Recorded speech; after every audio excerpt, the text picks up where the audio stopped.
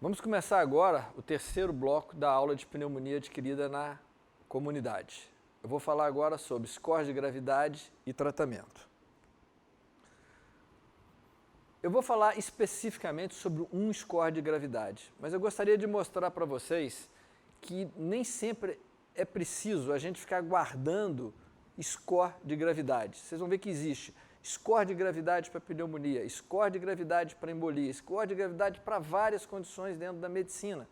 E quando vocês vão estar atendendo, num pronto atendimento, vocês não vão ter muitas vezes condições de lembrar desses scores todos. Então, se vocês aprenderem a já avaliar o paciente, na hora que vocês fazem a avaliação do paciente, avaliar a gravidade sem pensar especificamente no score, saber o que marca a gravidade, o que não marca a gravidade, isso é muito importante. Então nós vamos ver quais que são os marcadores de gravidade que eu tenho independente de score. Então, do ponto de vista, nós estamos fazendo uma análise de um paciente com uma condição respiratória. Então, o primeiro marcador de gravidade é o sintoma. O sintoma que marca a gravidade é a dispneia. Quanto maior a gravidade dessa dispneia, maior a gravidade do processo. Existe uma relação direta. Então, um indivíduo que tem dispneia ao repouso é um indivíduo que está com uma condição muito grave. Então, existe correlação entre gravidade e apresentação clínica da dispneia. Então, a primeira coisa, o paciente chegou com queixa que está com falta de ar, em qualquer idade, caracteriza-se, então, a presença de um processo que tem maior potencial de gravidade. Qual que é o segundo aspecto para se avaliar em gravidade? Comorbidades.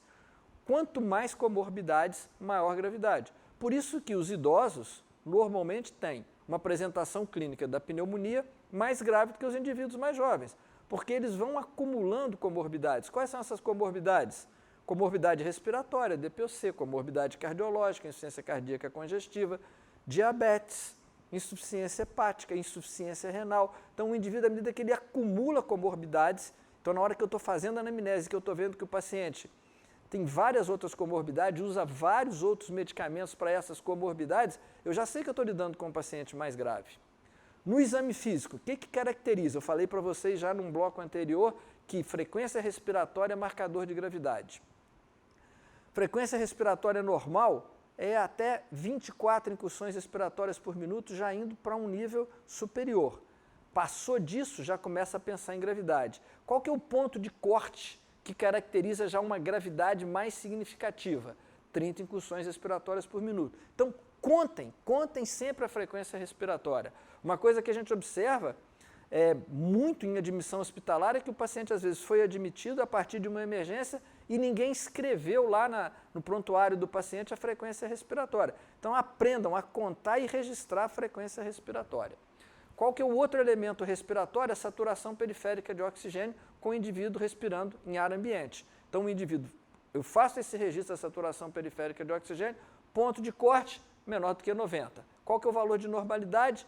De 94 para cima. Menor do que 94, eu já tenho presença de hipoxemia, já há presença de hipoxemia. Então, mas quando que é grave? Menor do que 90%. Então, eu tenho dois marcadores respiratórios, frequência respiratória e saturação periférica de oxigênio. Vamos depois agora para a parte cardiovascular. Pressão arterial sistólica menor do que 90, marcador importante de gravidade cardiovascular. Depois a frequência cardíaca é maior do que 100 batimentos por minuto. Depois eu vou para a condição neurológica, consciência alterada. O indivíduo que começa, o primeiro elemento de consciência alterada é confusão. Eu peço uma informação a ele, ele me informa isso de uma maneira inadequada. A gente está falando sobre, pergunta o nome dele, ele não informa o nome correto, vamos caminhar para uma outra coisa, endereço, quem que está acompanhando ele. Eu já começo a notar algumas mudanças de comportamento num paciente que antes não apresentava tais alterações. Então, alteração de nível de consciência, outro marcador de gravidade. E o último marcador de gravidade geral no exame físico é a temperatura axilar.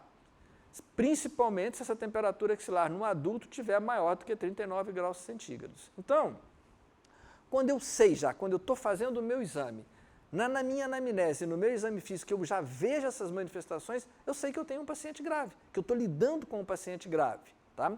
Mas eu vou falar para vocês sobre um score de gravidade, porque isso é importante, é perguntado em tudo que é exame, e é utilizado por várias sociedades para organizar o tratamento. Então, o primeiro score que a gente tem de gravidade, ou o score que é mais utilizado, ele não é o primeiro, mas hoje é o mais utilizado, é o CURP-65. O CURP-65 ele foi publicado pela British Thoracic Society em 2004, dessa maneira como ele está, no update de 2004, como vocês podem ver na referência bibliográfica abaixo. O que o CURP-65 caracteriza? Essa aí é um acrônimo, né? As letras já estão caracterizando. O C é de confusão mental, o U é de ureia maior do que 50 mg por decilitro, o R é da frequência respiratória, o P é da pressão arterial sistólica, menor do que 90, ou diastólica menor ou igual do que 60, e ele acrescenta o fator da idade. Então, olha, como eu tinha falado antes para vocês, olhem os marcadores de gravidade. A confusão mental, que é o do nível de consciência, a frequência respiratória, que é o marcador respiratório, o outro era a saturação periférica de oxigênio, o marcador cardiovascular, a pressão arterial, o outro era a frequência cardíaca, e a idade, que aqui a gente pode considerar muito mais como o quê? Como o elemento que traz comorbidades associadas. Embora que com a idade o risco também vai aumentando, mas não é só a idade, eu não gosto de considerar que seja só a idade, é principalmente a condição, como que esse indivíduo idoso está, o que associa. Bom, o CURP, como eu falei para vocês, ele não foi o primeiro foi o Pneumonia Severity Index, que é o score de Fine, que foi quem descreveu. Esse score é um score muito mais complexo, entram muito mais variáveis. Vocês vão encontrar esse score no nosso caderno digital, que vem na nossa plataforma, que é um material complementar ou um material de apoio para vocês estudarem junto com a aula. Então, vocês olhem no caderno digital, lá vai estar o score de Fine. Esse score do CURP, o CURP-65, qual que é a dificuldade para a gente poder utilizar ele no dia a dia de ambulatório? Ele tem uma dosagem sanguínea, eu tenho que fazer uma dosagem de ureia, eu não vou conseguir fazer isso na maioria das vezes. Então, ele foi o que? Simplificado para o CRP-65. Saiu a ureia, continuaram todos os outros demais elementos que faziam parte do CURP-65. Então, aqui eu vou ter, ao invés do CURP-65, o CRB-65. Então, ele foi modificado. Agora, a gente vai ver a utilização do CRB-65 para poder definir o ambiente de tratamento. Com base no CRP-65, vocês veem que aí está escrito CRB. A tradução é CRP, esse BOP, o P é de pressão arterial ou B de blood pressure. Então, eu tenho CRB-65 e vou usar isso conforme uma orientação da Sociedade Brasileira de Pneumologia, a última diretriz que a gente tem disponível, que é uma diretriz de 2009, é uma diretriz que já tem bastante tempo. Com base nisso, ela define qual que vai ser o ambiente de tratamento. Então, vamos ver algumas coisas aqui. Eu tenho um CRB com 0 ou 1 ponto, sendo esse 1 ponto por idade. Então, olha, se 1 ponto for por idade, é como se fosse 0. Aí é por isso que eu falei para vocês, então, para que colocar essa idade? Esse é um ponto de algum questionamento, mas faz parte dele, não vamos falar demais sobre isso. Então, 0 ou 1 ponto por idade, se isso for positivo, eu continuo descendo nessa escala. Esse paciente está sem comorbidades descompensadas. A saturação periférica de oxigênio está maior do que 90. A radiografia de tórax não mostra sinais de gravidade. Então, se eu tenho isso, eu continuo descendo. Ele não tem limitações socioeconômicas, não tem limitações psicossociais, tem via oral disponível. Ainda, a critério clínico, baseado num julgamento clínico, se o paciente foi sim para tudo isso, eu vou definir que o tratamento desse paciente é um tratamento ambulatorial. Se ele fez não em algum dos níveis, o tratamento vai ser um tratamento hospitalar. Então, aqui eu estou usando o score de gravidade para poder definir para onde que o paciente vai ser tratado. Então, um dos principais objetivos do score de gravidade é justamente isso, me auxiliar a avaliar a gravidade para ver para onde que o paciente vai. Mas se eu lembrar sempre de usar todos aqueles dados que basicamente compõem os sinais vitais, eu vou fazer a mesma separação.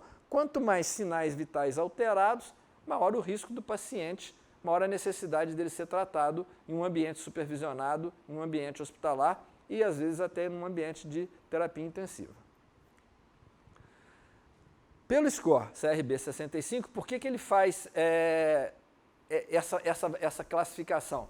Porque existe um risco de mortalidade. Por que eu vou caminhar com o paciente para internação em hospitalar ou internação em UTI? Porque se o quadro, se a apresentação clínica é mais grave, o risco de mortalidade dele, obviamente, vai ser maior. Então, vocês veem, quando o score de gravidade tem 1 ou 2 pontos, eu vou ficar numa mortalidade, nós vamos ter uma mortalidade em torno de 8,15%. Então, esse paciente provavelmente vai para tratamento hospitalar. Se o paciente tem 3 ou 4 pontos no score de gravidade, isso está associado a uma mortalidade muito alta. Aqui é colocado como 30%. Vários autores descrevem que essa mortalidade vai ser superior a 50%. Então, esse paciente vai ter que ser tratado o quê? Precisa de uma hospitalização urgente e provavelmente vai ser tratado em ambiente de terapia intensiva. Já na outra ponta, o que nós vamos ter? Nós vamos ter um paciente que não pontuou no score de gravidade. Então, a mortalidade desse paciente vai ser muito baixa. O risco desse paciente é baixo. Então, esse paciente provavelmente é candidato a tratamento ambulatorial. Aí, quais que são os esquemas de tratamento? Eu já defini o local de tratamento, defini a gravidade desse paciente, como que eu trato esse paciente? Vamos ver quais que são os esquemas de tratamento.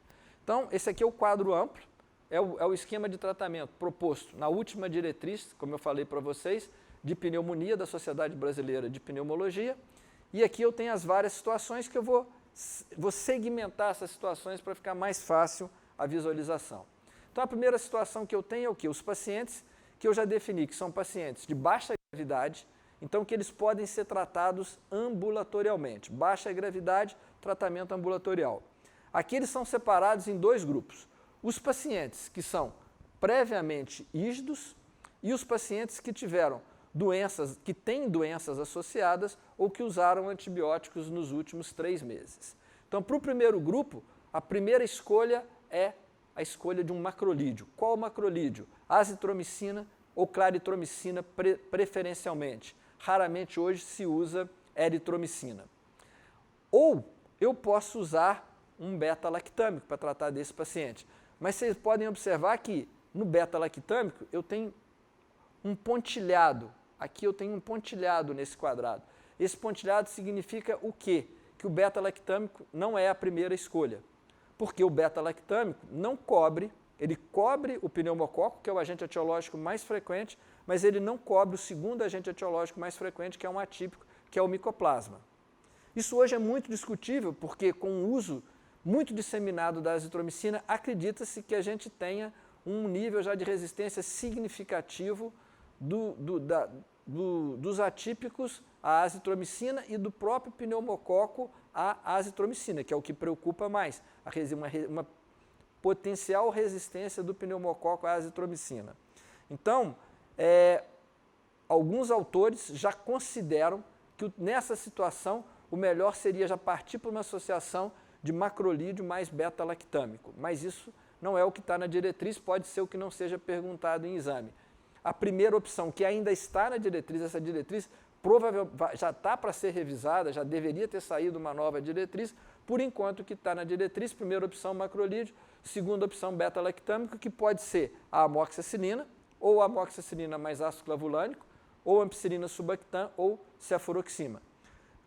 Como aqui o quadro é de baixa gravidade e o principal agente etiológico envolvido é o pneumococo, nós podemos considerar o uso da amoxicilina sem inibidor de beta-lactamase. Então, aqui a gente já tem inibidores de beta-lactamase. Aqui eu estou sem o inibidor de beta-lactamase, porque o pneumococo é muito sensível à penicilina e aos seus derivados. Então, pode ser usada a amoxicilina sem o beta-lactâmico, que é um antibiótico mais barato e mais disponível. Quando a gente já vai para outra situação, que nós temos doenças associadas, ou o indivíduo usou antibiótico nos últimos 3 meses, mas pode ser tratado ambulatorialmente, a consideração é para o uso de uma quinolona respiratória ou de uma associação de beta-lactâmico mais macrolídeo. Quais são as quinolonas respiratórias disponíveis no Brasil? O levofloxacino, o moxifloxacino e o gemifloxacino. Aqui a gente tem a primeira etapa, que é a etapa do tratamento dos pacientes ambulatoriais. Aí nós vamos para a segunda etapa, que é a etapa do tratamento dos pacientes que são colocados aqui como pacientes internados não graves. Internados não graves. Eu discordo um pouco desse tipo de nomenclatura, porque se o paciente for internado é porque ele tem gravidade. Então vamos considerar aqui que nós estamos lidando com pacientes graves. Eles foram internados, só que eles estão num ambiente de enfermaria. Eles não estão muito graves, mas eles estão graves. Então qual que é a proposta aqui? Uma quinolona respiratória ou um beta-lactâmico mais macrolídeo. Fica próximo do nível anterior, só que aqui vai ser obrigatória aquela proposta que eu tinha feito alguma consideração em função de resistência, de associar o beta-lactâmico com o macrolídeo. E nessa situação, como eu já estou lidando com outros germes, eu tenho outros germes associados, vocês lembram quando nós vimos a classificação, começam a aparecer aqui na maior gravidade as enterobacteriáceas, eu tenho que ampliar o espectro desses antibióticos. Então, se eu vou usar a amoxicilina, é a amoxicilina com inibidor de beta-lactamase, a amoxicilina mais ácido clavulânico, ou ampicilina subactam, ou ceftriaxona, ou cefotaxima, ou ertapenem. Então, esse é o grupo do tratamento dos pacientes internados que têm gravidade, mas que não tiveram necessidade de ir para a unidade de terapia intensiva. Aí agora nós vamos para os pacientes que foram admitidos na terapia intensiva. E aí, de novo, a gente divide em dois grupos. Os pacientes sem risco de pseudomonas e os pacientes com risco de pseudomonas. Então, para ver quem vai ou não para o ambiente de terapia intensiva, nós podemos usar de novo mais um score. Mas quem que é o paciente, a rigor, que vai para a unidade de terapia intensiva? Quem tem necessidade de ventilação mecânica, é indiscutível. Quem está em choque séptico, também é indiscutível. E o paciente que começa a juntar muitos marcadores de gravidade. Então, se o paciente vem aqui, eu tenho vários marcadores de gravidade, o paciente apresenta 3 ou mais marcadores de gravidade, esse também é um paciente candidato potencial a tratamento na unidade de terapia intensiva. Como que é esse tratamento na unidade de terapia intensiva? Se não tem risco de pseudomonas, o paciente vai receber um beta-lactâmico, sempre um beta-lactâmico, mais uma quinolona ou macrolídeo. Agora aqui o beta-lactâmico é a parte obrigatória do esquema. Lembre-se sempre que o Streptococcus pneumoniae continua sendo o agente etiológico mais grave, então sempre tem que ter uma cobertura para pneumococo. Então um beta-lactâmico mais uma quinolona ou macrolídeo. O grupo que a gente já citou, o que acontece muitas vezes é que nesse beta-lactâmico a gente amplia um pouco o espectro. Além da amoxicilina ácido clavulânico e da ampicilina subactam, a gente caminha um pouco aqui nas gerações das cefalosporinas, então ceftriaxona, cefotaxima ou um carbapenêmico, que é o ertapenem. Lembre-se que o ertapenem é o carbapenêmico que não tem ação contra pseudomonas, ele está aqui, mas não vai aparecer na próxima, essa é uma característica importante. As quinolonas respiratórias e os macrolídeos que já foram citados. E nos pacientes com risco de pseudomonas? Então nós vamos usar de novo, a associação beta-lactâmico mais quinolona, só que a característica aqui é o quê? Que o beta-lactâmico ou a quinolona tem que ter ação anti-pseudomonas. Quem são esses? Cefepime, ceftazidima, piperacilina tazobactam, ticarcilina clavulanato e o imipenem e o meropenem, que são os carbapenêmicos. Então aqui, o antibiótico tem que ter ação anti-pseudomonas, associado o quê? A levofloxacino, que usa-se para pseudomonas sempre numa dose mais alta, 750 mg, nas outras situações o levo é utilizado na dose de 500 mg, e o ciprofloxacino, que é uma outra quinolona que tem uma potente ação anti-pseudomonas. Com isso aqui a gente termina a apresentação dos esquemas de tratamento. E o que é mais importante? O que mais é importante em considerações com relação ao tratamento? A partir do momento que eu diagnostiquei um paciente com pneumonia, principalmente nos pacientes que estão apresentando gravidade, o que é o ideal? Que eu inicie o antibiótico o mais rapidamente possível. O ideal é que esse antibiótico seja iniciado em até 4 horas. A partir do momento que eu diagnostiquei o paciente no pronto atendimento, ele receba antibiótico até 4 horas.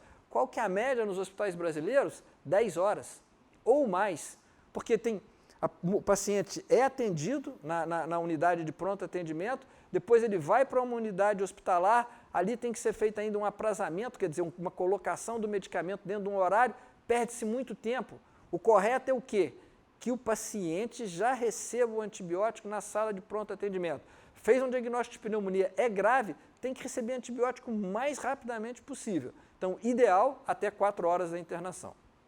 Como que vai ser a evolução desse paciente? O que é uma evolução clínica favorável? É aquela em que ocorre desaparecimento da febre, a expectoração vai mudar, muda o aspecto da expectoração, ela passa de purulento para mucoide e reduz o volume da expectoração, começa a desaparecer a expectoração. E ocorre uma melhora ao exame físico, o paciente vão desaparecendo aqueles sinais focais ao exame físico. Se foi um paciente que internou com manifestações de gravidade, essas manifestações de gravidade vão desaparecer. Essa é a evolução favorável. O que seria uma evolução desfavorável? O contrário de tudo isso aqui. Persiste febre, persistem os sintomas pulmonares, há uma piora do exame físico. Qual que é o tempo de tratamento quando o paciente está evoluindo bem? Na maior parte das vezes, de 5 a 10 dias. Os ambulatoriais de baixa gravidade, tipicamente em torno de 5 dias. Os que foram internados de baixa gravidade vão ficar em torno de 10 dias. Os de maior gravidade, a gente vai aumentar esse prazo, pode chegar até 21 dias. Mas como média, tempo de tratamento, 5 a 10 dias.